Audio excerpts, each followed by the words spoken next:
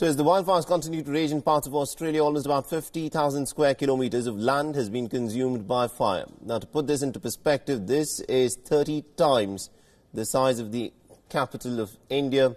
Now, acres of land burned in Australia and has also surpassed the record-breaking charred land in this year's Amazon rainforest. Now, there were over 95 fires that were burning in Australia over the weekend, out of which 48 fires are still not contained. Now, around 2,300 firefighters are battling the bushfires that show no signs of abating.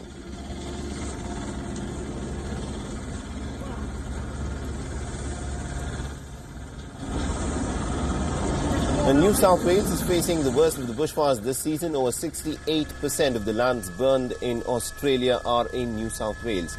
At least about 9 people have died this season. In the past few years, a total of 2,800 square kilometres is burned.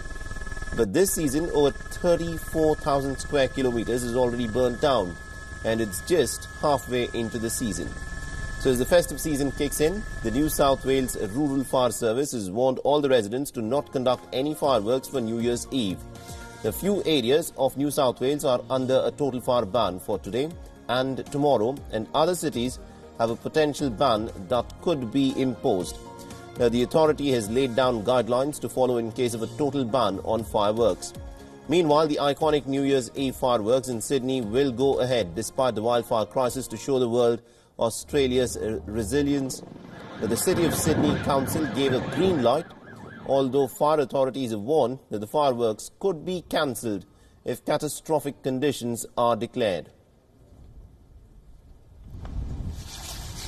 Now, the Deputy Premier of New South Wales, John Barilaro, took to Twitter urging the government to cancel fireworks on the New Year's Eve. He said, and I quote him here, "The risk is just too high and we must respect our exhausted volunteers. If regional areas have had fireworks banned, then let's not have two classes of citizens."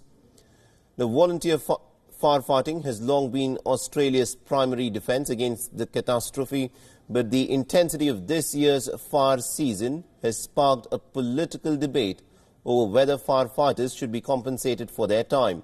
Just yesterday, the Australian Prime Minister Scott Morrison had said that volunteer firefighters in New South Wales will be compensated over $40,000 if they've spent more than 10 days in the field this fire season. This is a very prolonged fire season. This is putting additional demands on our firefighters in particular.